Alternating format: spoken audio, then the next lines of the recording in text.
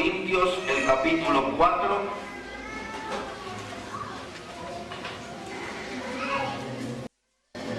Quiero hablarles en esta mañana sobre el tema de asumiendo nuestra responsabilidad. ¿Cuál es nuestra responsabilidad en la iglesia para que podamos crecer? Aquí, hermanos, en 1 Corintios, el capítulo 4, versículo 9. 1 Corintios, el capítulo 4, versículo 9. Dice la palabra de Dios: porque según pienso, Dios nos ha exhibido a nosotros los apóstoles como postreros, como a sentenciados a muerte, pues hemos llegado a ser espectáculo al mundo, a los ángeles y a los hombres. Nosotros somos insensatos por amor de Cristo, mas vosotros prudentes en Cristo. Nosotros débiles, mas vosotros fuertes. Vosotros honorables, mas nosotros despreciados.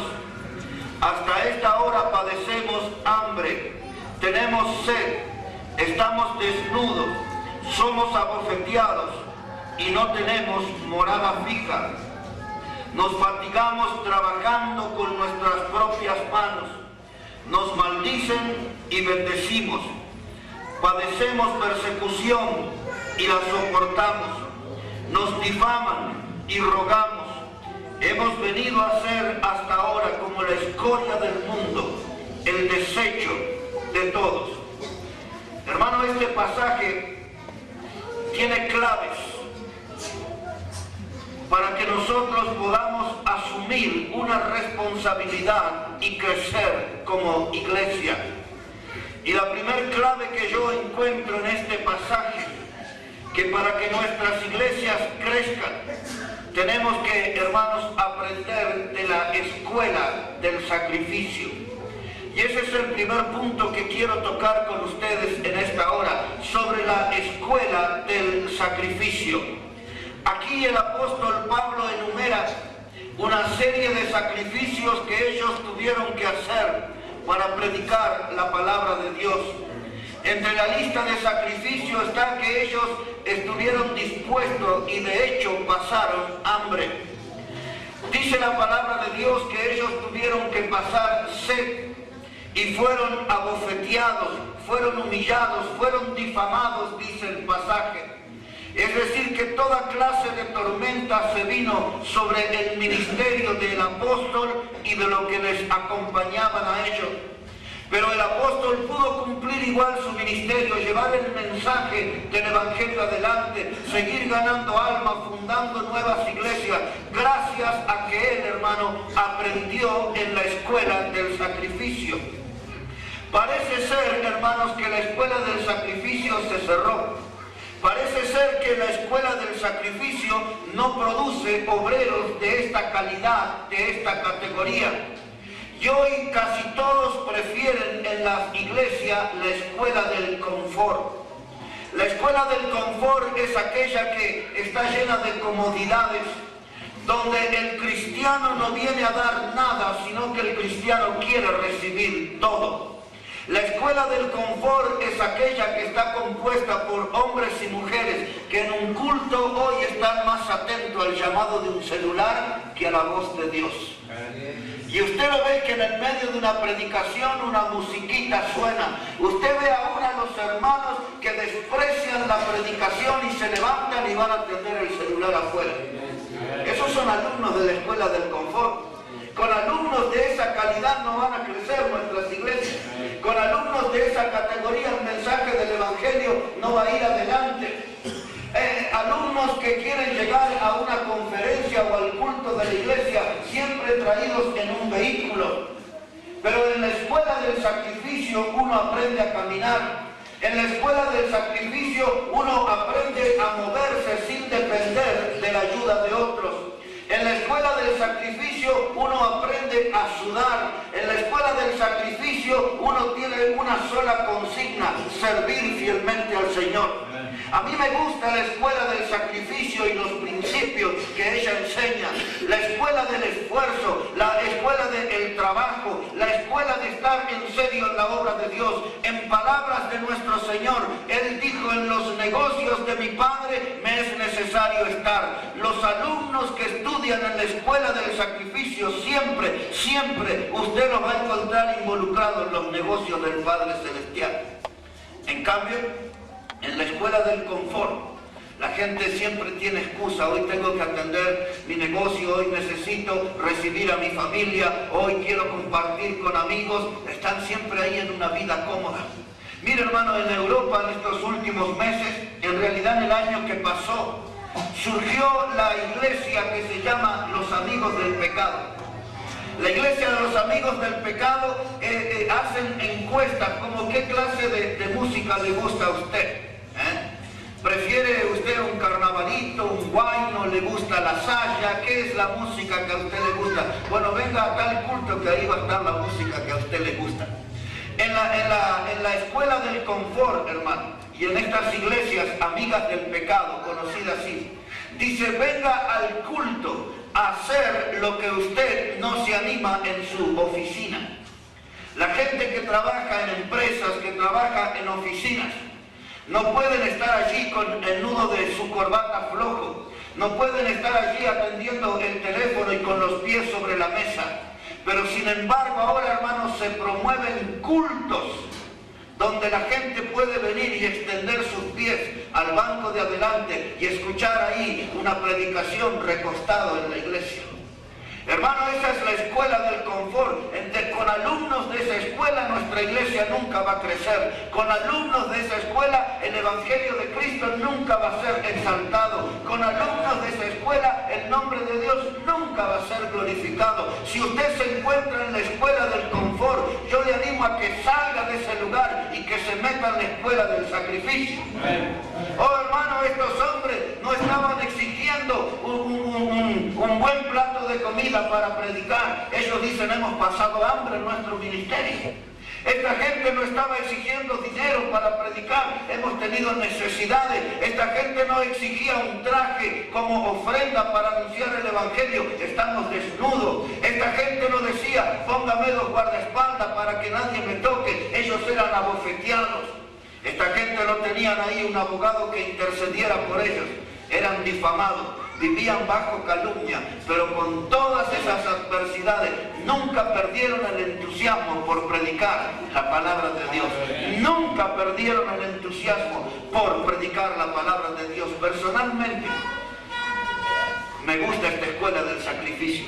Me gustaría tener un diploma que diga: Héctor Catani estudió en la escuela del sacrificio.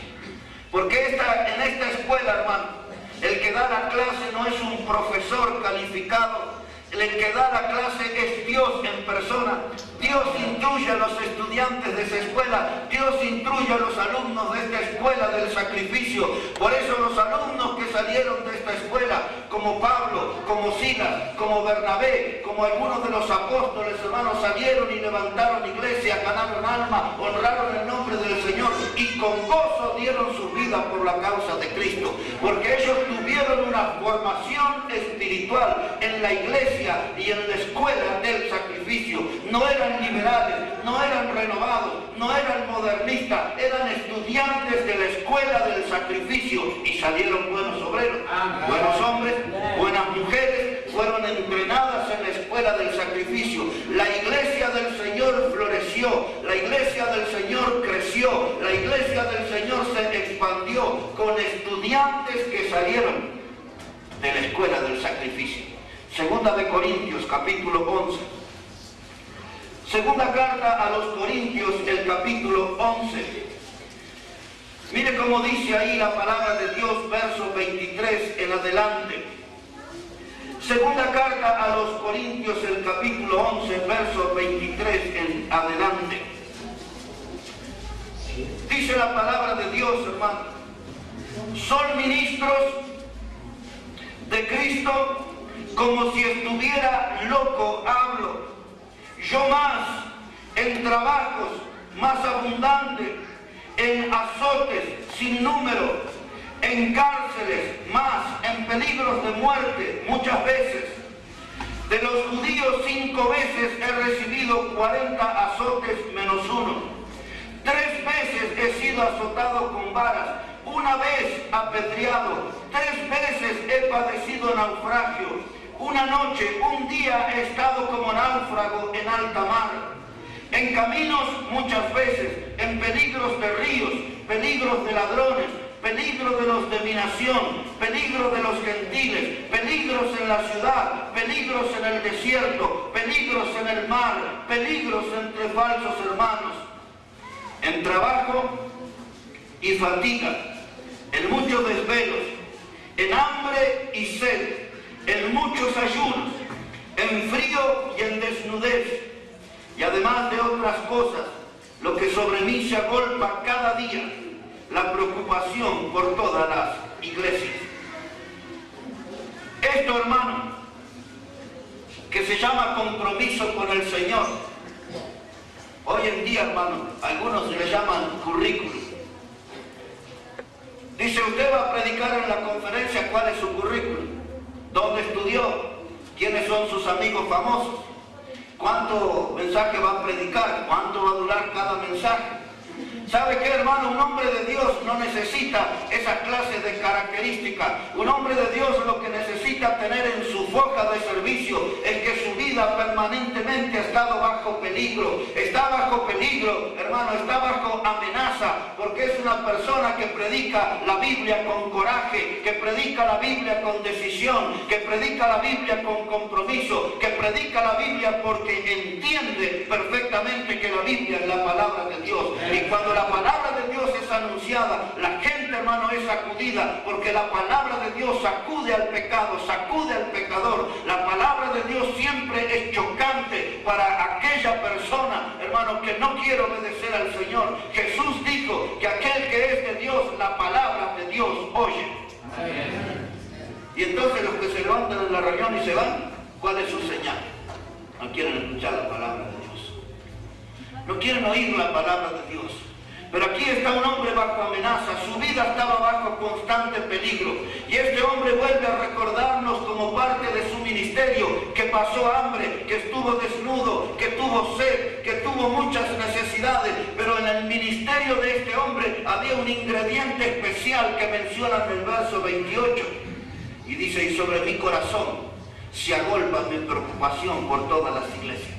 No solamente atendía su ministerio, no solamente atendía su iglesia, sino que él tenía una preocupación por lo que sucedía en todas las iglesias. Este hombre, Pablo, hermano, fue entrenado, fue formado en la escuela del sacrificio. Este hombre estaba decidido al esfuerzo. Este hombre no sabía lo que era manos caídas, no sabía lo que eran rodillas paralizadas. Este hombre lo que sabía era sobre trabajo, esfuerzo, sacrificio, sudor, constancia en el ministerio. En otras palabras, Pablo no era un flojo.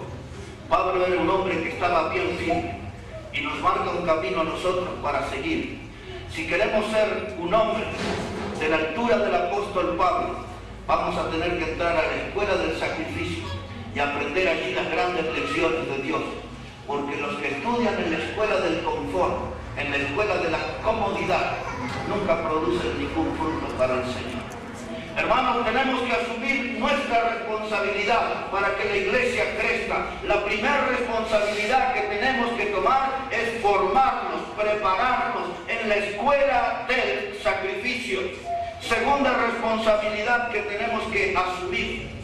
Tenemos, hermanos, en segundo lugar, tener que dejar de ser espectadores y empezar a ser protagonistas en la obra de Dios. Dejar de ser espectadores y pasar a ser protagonistas en la obra de Dios. Hay muchos hermanos que están allí de espectadores como si estuvieran en un teatro. Se sientan, hermano, sus conversaciones son como esta. Ese mensaje me gustó, la segunda parte de la predicación no me gustó. Ese hermano anda bien, aquel anda más o menos. Cuidado con aquel que es flojito, cuídese de esa hermana que es chismosa. Ellos siempre están de espectadores y analizan todo lo que es la obra, pero nunca hacen nada en la obra. Solamente hablan y hablan y hablan y hablan y hablan, pero nunca los encuentra haciendo nada. No los encuentra con una escoba en la iglesia, no los encuentra limpiando el baño, no los encuentra bancos de la iglesia, todo lo que hacen es un trabajo de espectador, son como críticos religiosos, ellos son los que califican, este pastor anda bien, aquel anda mal, este predica bien, aquel predica mal, este hermano es carnal, aquel es medio tibio. Por esa clase de personas no van a crecer nuestra iglesia. Hay que empezar a ser protagonistas, verse la obra de Dios. Primera de Samuel, capítulo 17. Mire cómo dice la palabra de Dios ahí. Primer libro de Samuel, el capítulo 17. Cuando usted encuentre ese capítulo entenderá que es el que habla de una gran pelea. La gran pelea entre David, el hombre de Dios, y Goliat, el filisteo. Primera de Samuel, el capítulo 17. Mire cómo dice la palabra de Dios. Usted ya conoce esa historia de cómo Goliat provocaba al pueblo de Dios y nadie salía a defender el nombre de Dios. Hasta que aparece David en la escena, hermano. Y David no quería tolerar, ya que ese filisteo, hermano, por grande que era, David no quería tolerar que estuviera humillando al pueblo de Dios. Y así llega, hermano, al versículo 22. Primera de Samuel, capítulo 17, verso 22. Dice la palabra que entonces David dejó su carga en mano del que guardaba el bagaje y corrió al ejército. Y cuando llegó, preguntó por sus hermanos si estaban bien. Mientras él hablaba con ellos, he aquí que aquel paladín que se ponía en medio de los dos campamentos, que se llamaba Goliat, el filisteo de Gat, salió de entre las filas de los filisteos y habló las mismas palabras, y las oyó David. Y todos los varones de Israel que veían a aquel hombre huían de su presencia y tenían gran temor. Y cada uno de los de Israel decía, ¿no habéis visto a aquel hombre que ha salido? Él se adelanta para provocar a Israel. Al que le venciere, el rey le enriquecerá con grandes riquezas y le dará su hija y exhibirá de tributos a la casa de su padre en Israel. Entonces habló David a los que estaban junto a él, diciendo, ¿qué harán al hombre que venciera a este filisteo y quitar el oprobio de Israel?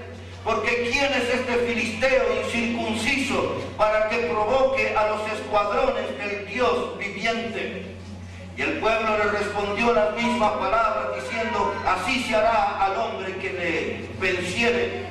Y oyéndole hablar Eliab, su hermano mayor, con aquellos hombres se encendió en ira contra David y dijo, ¿para qué has descendido acá? ¿Y a quién has dejado aquellas ovejas en el desierto? Yo conozco tu soberbia y la malicia de tu corazón, que para ver la batalla has venido. David respondió, ¿qué he hecho yo ahora? ¿No es esto mero hablar? Imagínense, hermanos, un gigante provocando al pueblo de Dios. El pueblo de Dios allí todo apocado, como habla aquí la palabra del texto que tengo a la izquierda. Gente que estaba con su corazón apocado, muertos de miedo. El enemigo insultándole en la cara, nadie reaccionaba. El enemigo provocándolos, insultando el nombre de Dios, nadie salía en defensa de Dios. Y hasta que aparece David allí, y David dice, ¿qué es esto? Yo estoy dispuesto a pelear con ese hombre, yo estoy dispuesto a hacer algo en esta batalla. Y ¿sabe qué, hermano? En la iglesia hoy, cuando aparece un obrero, una mujer del Señor, y quieren hacer algo en la obra y quieren meterse en la batalla para que la iglesia vaya adelante, enseguida aparecen personas que son espectadores, como este hombre Eliab. Eliab era un hermano carnal de David, era uno de sus hermanos mayores.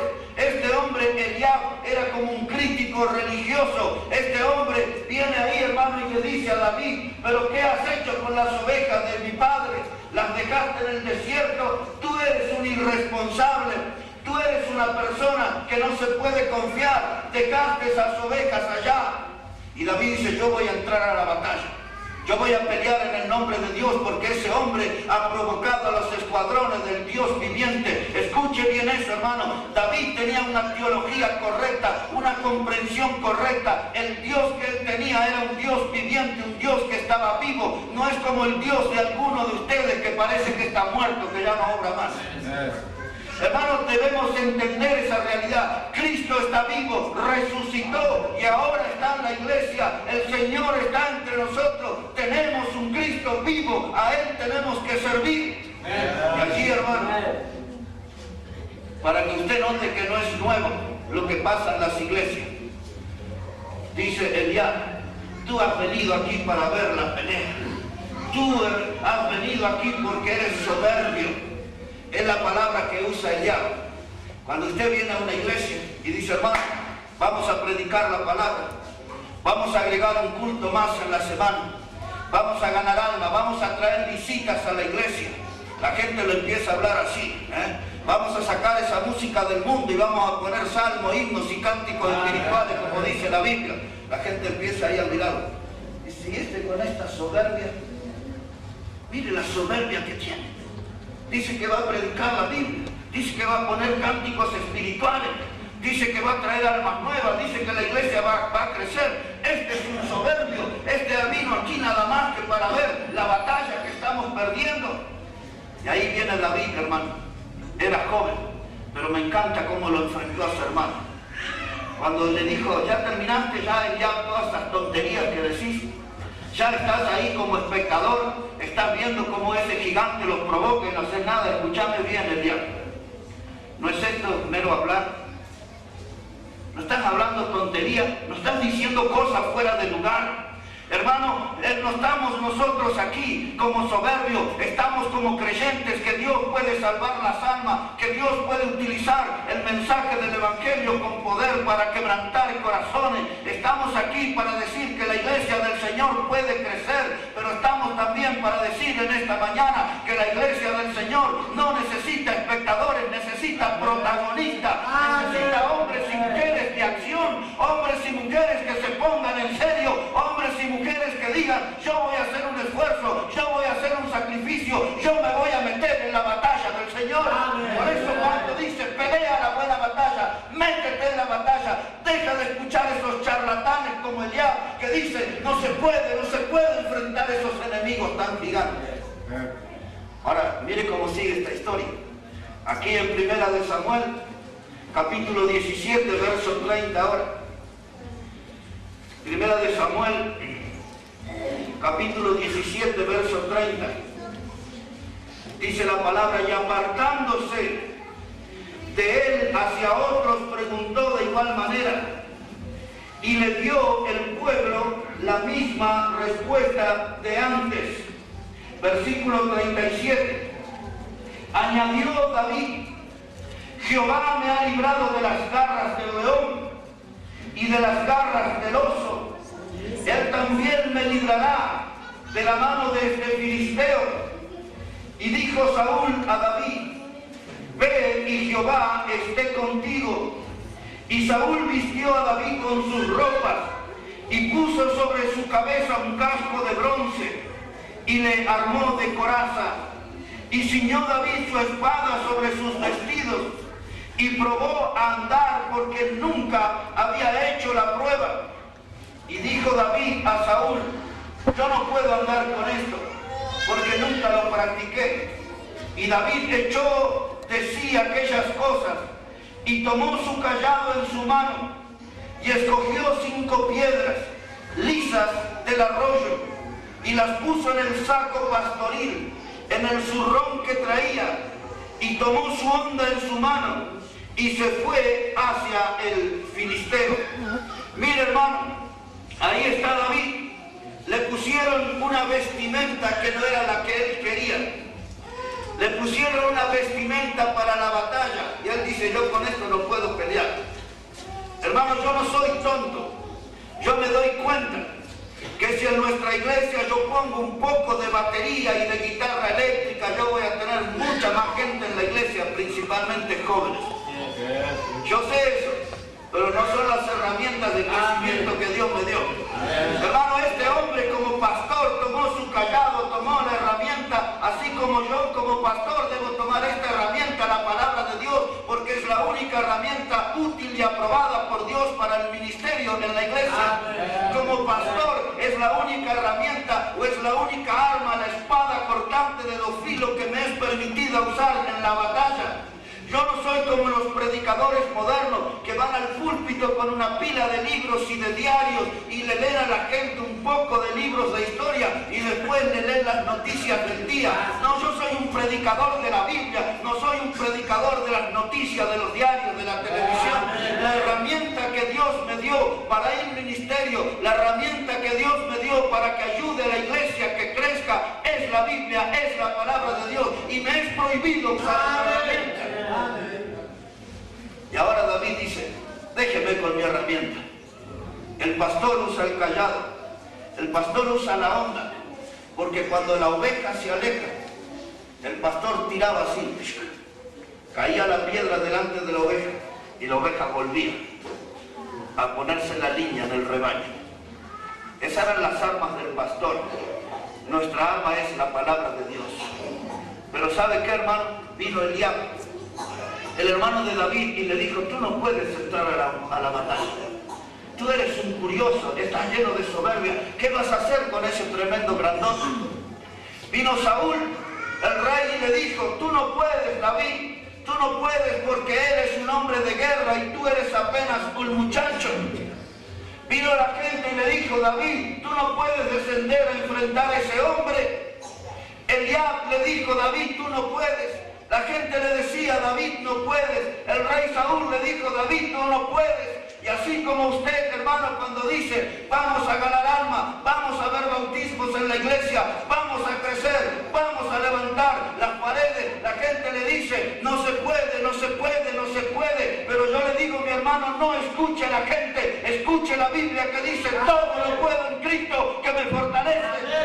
Yo escucho la Biblia, no escucho a la gente, porque es engañoso el corazón del hombre y perverso. Y yo no quiero, hermano, ser aconsejado por gente que tiene emociones cambiantes. Yo quiero ser dirigido por la palabra de Dios. Cuando el hombre dice no puede, Dios dice yo sí puedo.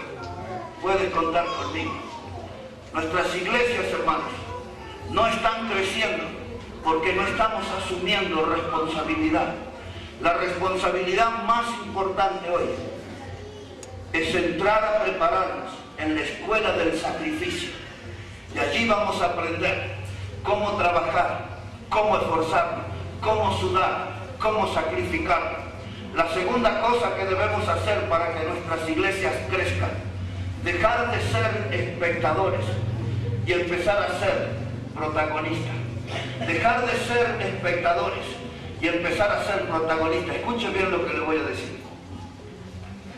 Niños, los niños que están aquí, algunos le van a decir, ¿qué puede hacer este niño en la obra de Dios?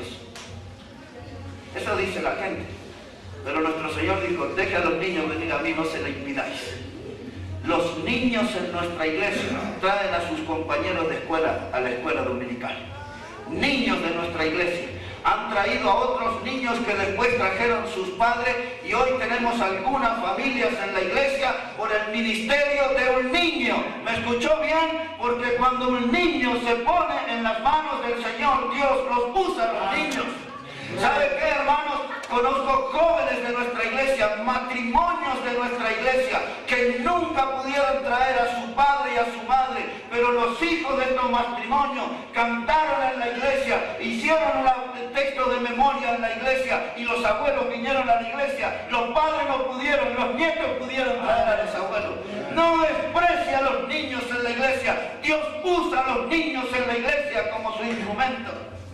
Jóvenes, usted que dice, yo vengo al altar y doblo mi rodilla y le digo, Dios, úsame.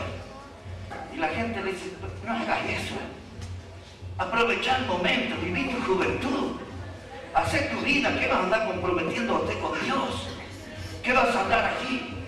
Y otro le dirá, pero ¿qué te pasó? ¿Tuviste un ataque de espiritualidad? ¿Por qué decís que querés servir al Señor? Usted no se desanime, mi querido joven. La Biblia dice, nadie tenga en poco tu juventud y sé ejemplo, entre otras cosas, en pureza.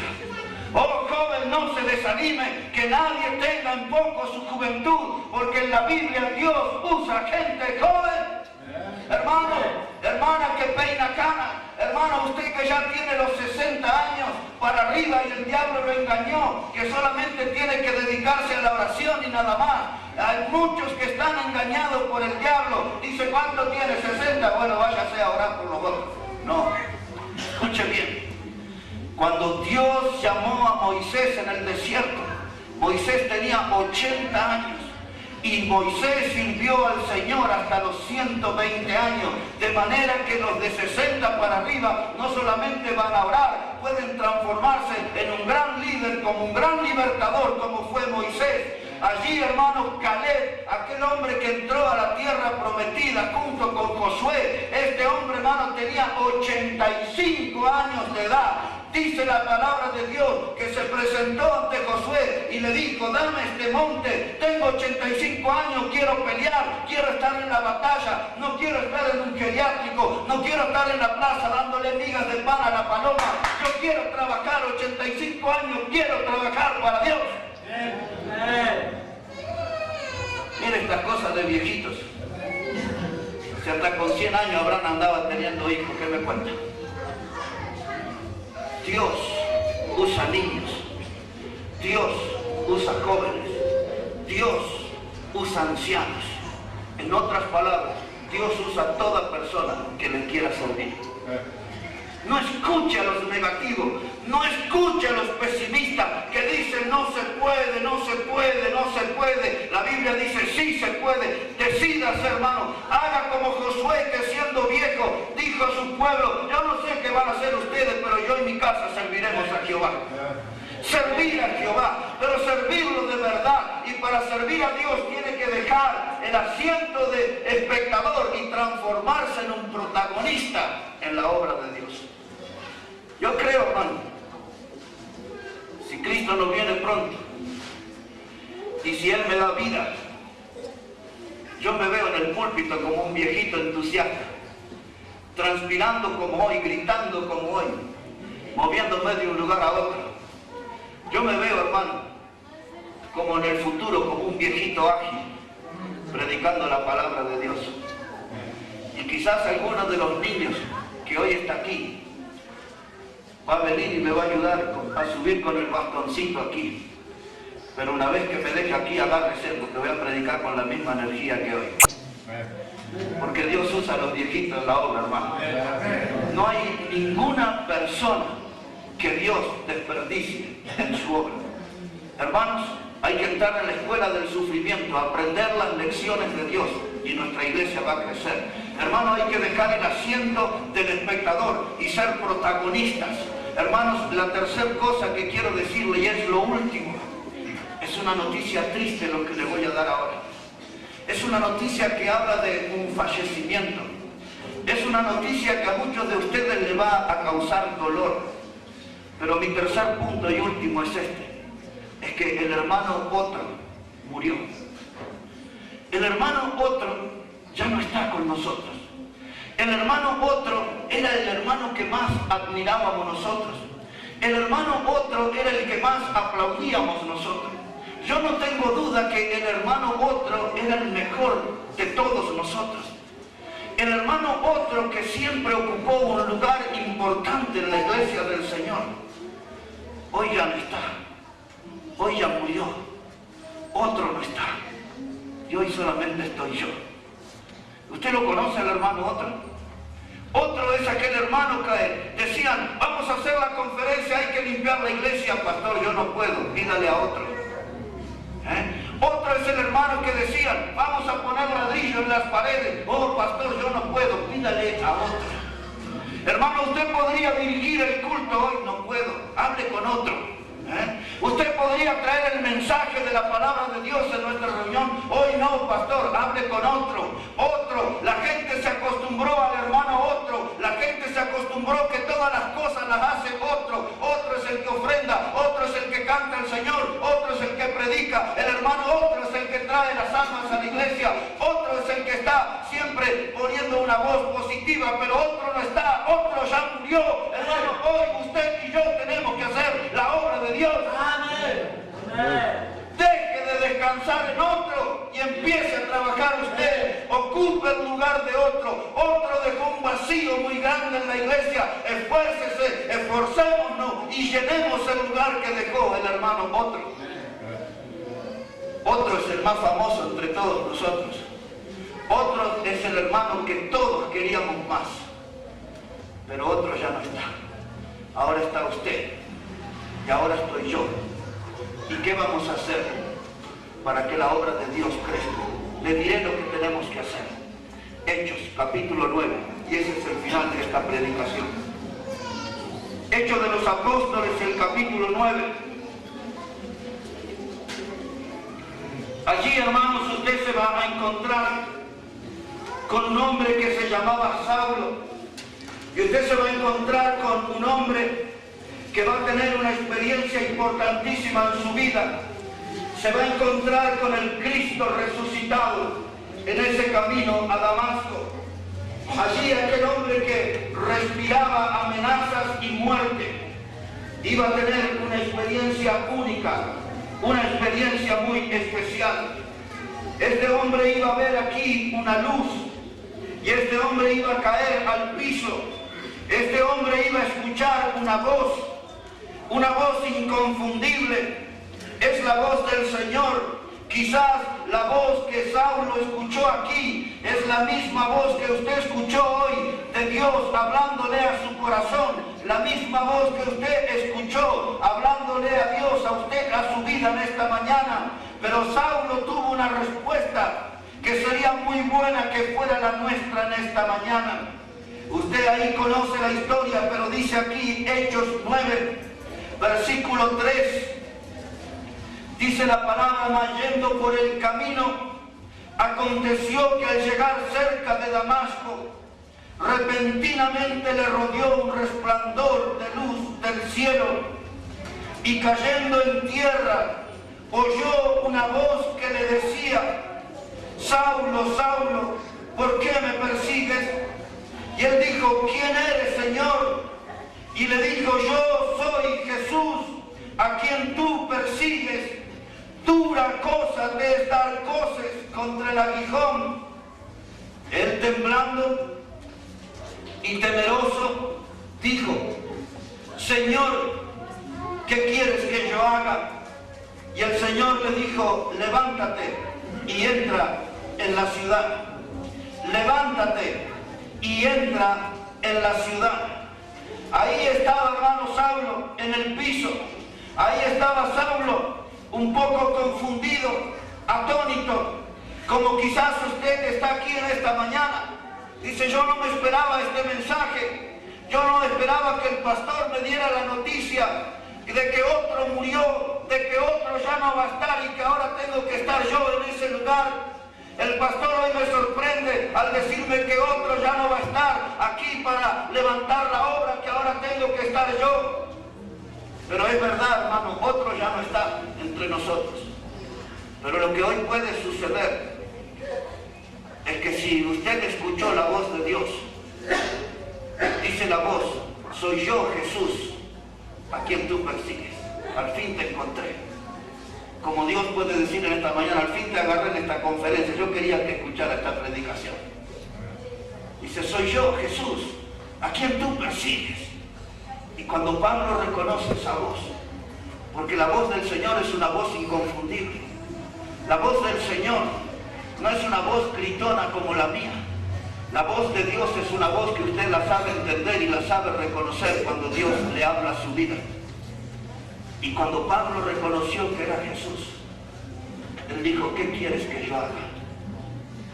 Y si usted en esta mañana se anima a decirle a Dios: ¿qué quiere que yo haga, Señor? Yo le anticipo la respuesta. Y Dios le va a decir: ocupa el lugar del hermano otro. Ocupa el lugar del hermano otro. Y usted dirá: pero no estoy preparado. Bueno, entre en la escuela del sacrificio, entra en la escuela del esfuerzo, aprenda las lecciones de Dios en esa escuela. Y usted dirá: ¿y después qué hago, Señor? Deja el banco ya de ser un espectador y vas a ser un protagonista. Imítalo a David, métete en la batalla, aunque los enemigos sean gigantes como Goliat, aunque los enemigos sean guerreros poderosos como Goliat. No temas, métete en la batalla, métete en la iglesia, métete en la obra del Señor. Y quizás la mejor voz que podemos escuchar en esta mañana es la de hombres y mujeres que, como el gran profeta Isaías, digan: Señor, heme aquí, envíame a mí. Señor, no me quiero esconder más entre los hermanos. Aquí estoy yo, listo para ocupar el lugar de otro. Señor, aquí estoy yo. ¿Qué quieres que yo haga? ¿Qué quieres que yo haga? Y el Señor le dice: levántate ya, levántate. Y si usted quiere servir a Dios y tomar ese compromiso, no dé más vueltas, levántese para que Dios lo vea. Póngase de pie si ese es su compromiso. Si usted en esta mañana quiere ocupar el lugar de otro, si usted en esta mañana dice: Dios, aquí estoy yo te voy a servir, levántate, levántate, dice el Señor. Si puedo contar contigo, levántate. Si me vas a engañar, quédate sentado. Si vas a hacer una actitud hipócrita, quédese sentado. Pero si usted quiere que Dios cuente con usted en su obra, levántese, levántese, levántese, que Dios vea para ver lo que usted puede hacer. Grandes cosas para Dios, hermano. Nuestras iglesias van a crecer, bautismos vamos a ver, almas nuevas van a ser ganados, con cristianos que se metan en la escuela del sacrificio, que entiendan que es la hora de trabajar, que es la hora de esforzarse, que es la hora de sudar. Hermanos, la iglesia va a crecer con cristianos que dejen el banco de la comodidad y que se pongan como protagonistas. La iglesia va a crecer con hermanos que entiendan que llegó la hora de ocupar el lugar de otro y hacer cosas para Dios. Yo te doy gracias, Señor, en esta hora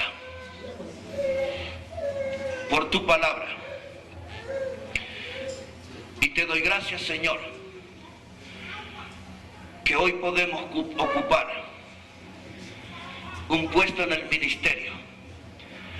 Hoy podemos ocupar el lugar de otro y hacer cosas para ti.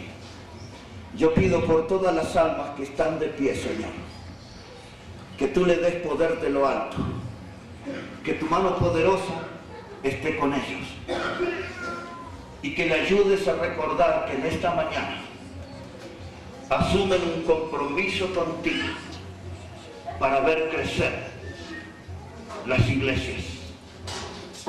Ayúdale, Señor, que tú puedas mantener el entusiasmo en cada uno de los que hoy se han puesto de pie, que cada hombre, cada mujer que tú estás mirando, Señor, que le des un poder especial de lo alto y que le ayudes a tener un ministerio victorioso, un ministerio que pueda empezar en su propio hogar, un ministerio de predicación a la familia, un ministerio de llevar y sumar almas a la iglesia local, un ministerio que cumpla con tu mandato de que debemos ir por todo el mundo y predicar el evangelio a toda criatura.